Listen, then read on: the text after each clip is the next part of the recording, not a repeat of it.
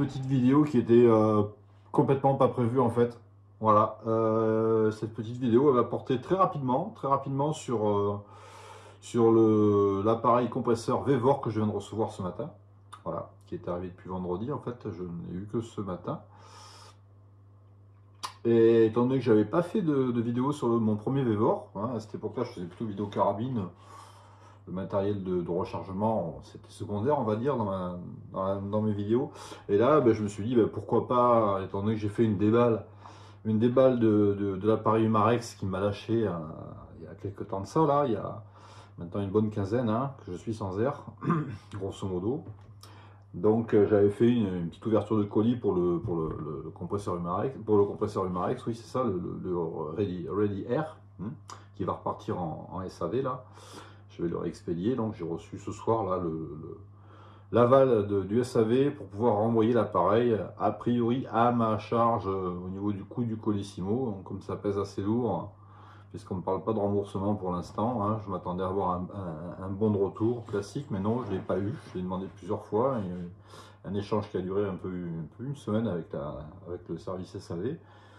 On verra bien comment ça se passe. Donc je vais leur renvoyer le bébé.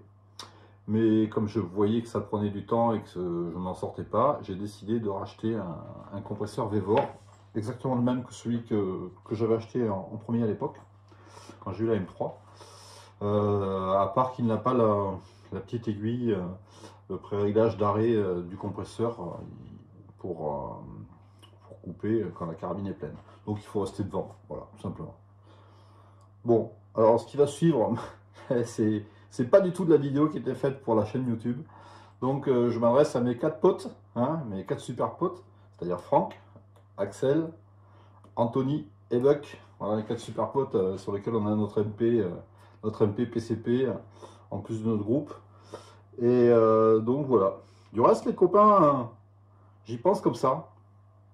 Ça serait quand même bien que là, dans l'année là qui arrive là, on arrive à se faire un petit week-end de 2 jours où on se retrouverait tous les 4, et pourquoi pas quelques-uns d'autres, hein, je sais pas. Mais au moins nous 4, ouais, ça serait cool de se faire un petit week-end comme ça. Hein? Est-ce que vous en pensez quoi? Ça serait cool? Petit week-end sympa avec bonne petite bouffe et puis évidemment du tir, quoi. Ça serait sympa. Bon, enfin, je lance l'idée, voilà. Alors, je vous envoie les images de l'arrivée du Vevor et puis de la mise en place. Et là, je vais dans la foulée maintenant, parce que là, sur les petites vidéos que vous allez voir là, j'avais pas décidé de faire une vidéo YouTube. Donc maintenant, je vais vous expliquer 2-3 petits trucs, mon avis sur le Vevor et les petites astuces qu'il faut faire, et d'après moi, la manière dont il faut le mettre en œuvre, cet appareil, et pour qu'il dure un petit peu, quoi. Voilà. Et je vais vous montrer également l'autre Humarex avec lequel j'ai eu des soucis. Ce que j'en pense également. Voilà, voilà. Allez, ben c'est parti. Go. Bon les copains, le secours est arrivé. Voilà. En fait, c'est arrivé vendredi, mais ça m'a pas été livré parce que j'étais pas là. Elle est repassée samedi, c'était pas livré parce que j'étais pas là. Donc aujourd'hui, c'était le dernier jour, ou alors j'allais récupérer à la mairie, à la poste. Alors comme j'attendais les balles, les ogives du gars à qui j'ai acheté la Air Force, les ogives et puis je sais plus ce que c'est qu'il devait m'envoyer encore, la housse, ouais voilà, et qui m'avait dit qu'il avait envoyé, j'étais persuadé que c'est ça. Parce que ça, normalement, ça ne va arriver que le 20, vous voyez. Donc champion quand même, hein. C'est vite livré Vevor. Vevor, c'est pas cher, 170 balles, et c'est vite livré. On va pouvoir rigoler. On va installer ça plutôt ici. Oh, maintenant, il y a le seau, il y a l'eau, il y a tout le bazar, c'est vrai. Ouais, je vais voir ce que je vais faire avec ça, allez. Bon, de toute façon, aujourd'hui, c'est boulot, pas le temps de tirer. Salut! Allez les copains, parce que vous sachez que je suis partageur, je vais lancer le bazar avec vous. Donc si ça pète, vous serez en direct live. Est-ce qu'il va y avoir des fuites? Est-ce que ça va faire boum? Je m'attends à tout moi maintenant. Alors la petite vis de machin, de purge, elle est serrée. De l'autre côté, c'est pareil. Par contre, vous voyez, l'autre compresseur que j'ai vu voir comme ça, j'avais l'arrêt automatique avec une autre aiguille qu'on mettait en muté. Et bien là, non, il faut que je reste planté devant parce qu'elle n'y est pas. Voilà. J'ai cette étiquette, c'est plus joli. Comme ça. La petite pompe, elle est au fond de la marmite. Impeccable, il y a un gros volume d'eau quand même. Ça veut pas tenir au fond, évidemment. On va se démerder. Comme ça. Le machin, il est branché. Et là, il faut qu'on recharge donc à 250. Sur Miss Air Force. Ouah. Allez, c'est parti. C'est parti. On branche d'abord la pompe. Parce qu'il faut mettre de l'eau. Bloup, bloup, bloup, bloup, bloup. Ouais. Le circuit se fait-il? Ouais. On va attendre qu'il n'y ait plus d'air qui remonte. Voilà. Il n'y a plus d'air qui remonte. Tout est noyé. Le niveau d'huile, il est bon. Au-dessus du truc rouge, comme ils ont dit. Là, c'est bien serré. Allez, papa, vas-y. Appuie sur le bouton. On y va? Allez. 1, 2, 3.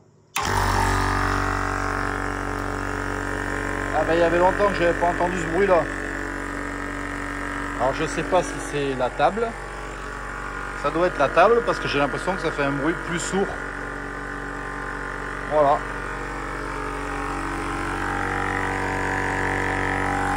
Parti.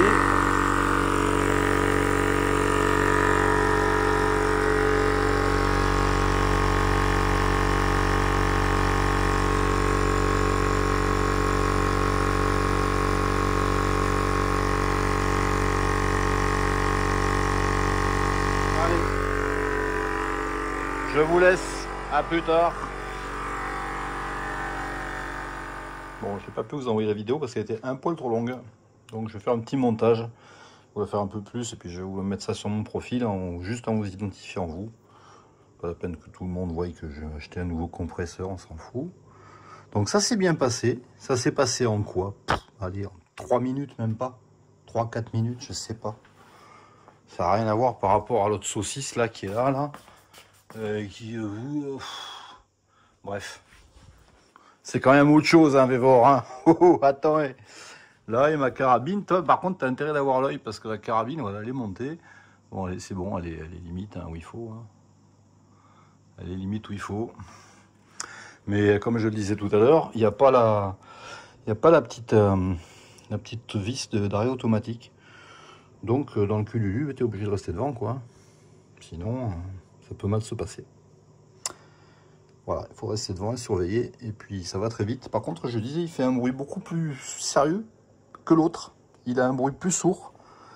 Un bruit plus, je sais pas, cossu. Vous savez, comme les BMW, quand on ferme les portes, ça fait pouf, pouf.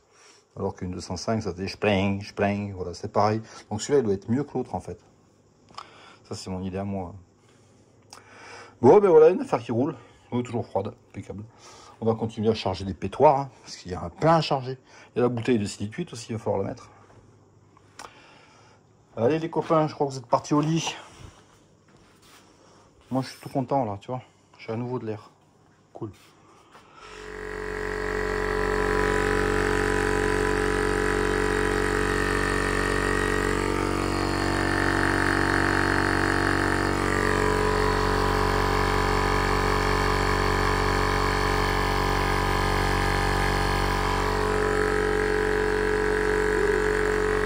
Je suis content.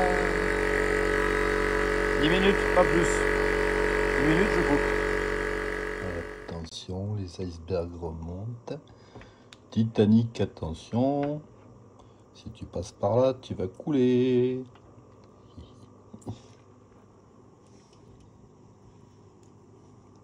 Ah, j'ai fait tourner 10 minutes, vous voyez. Il était pas chaud le truc, hein. Il était à 33 degrés, je crois même pas. Mais voilà, c'est bon. Je vais pas en acheter un toutes les semaines non plus. Donc, les séances de 10 minutes et on repose. Pour le moteur, même si c'est pas chaud, rien à foutre. Voilà. Alors, le Humarex qui m'a fait des misères, que j'ai reçu donc il y a moins d'1 an. Il est arrivé je crois que c'est le 12 février, quelque chose comme ça. Avec sa notice, son carton, la petite pochette de joint là.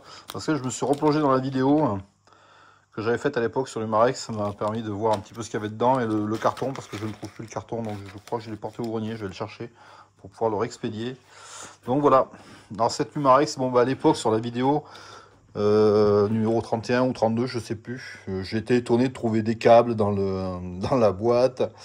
Et en fait, en dessous, on voit très bien ensuite, on voit très bien les connexions en bas là pour pouvoir mettre des câbles, là, vous voyez.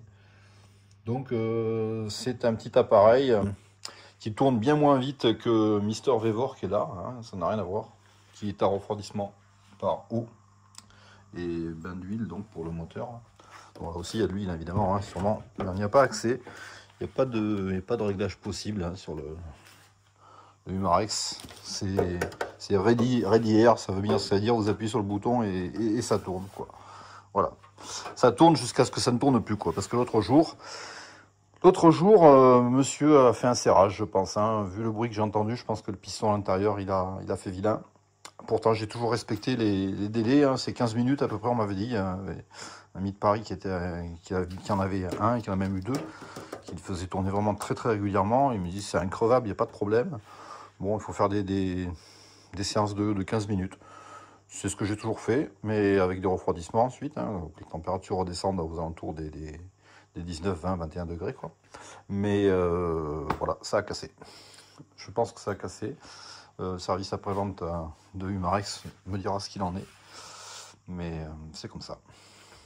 Alors ce que je pense de cet appareil, moi en fait, c'est que j'ai remarqué qu'on le voyait souvent sur des vidéos de chasse aux États-Unis. Et je reviens sur les COS qui sont ici, hein, plus et moins, avec les sauterelles. En fait, c'est très pratique parce qu'on l'emmène avec soi. Hein. Il n'y a pas de bazar avec comme l'eau, tout, etc. Vous voyez. On l'amène avec soi, on branche directement la carabine et on la recharge. Donc comme aux États-Unis, ils ont le droit de chasser avec du PCP. Sur le terrain, c'est un petit appareil d'appoint qui est très très bien, je pense, pour recharger des PCP.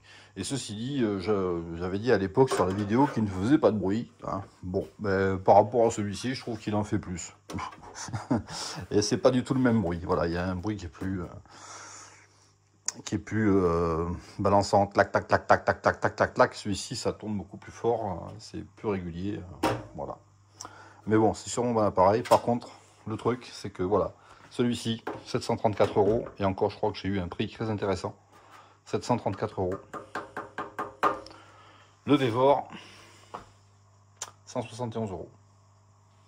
Voilà, il m'a été livré en moins d'une semaine.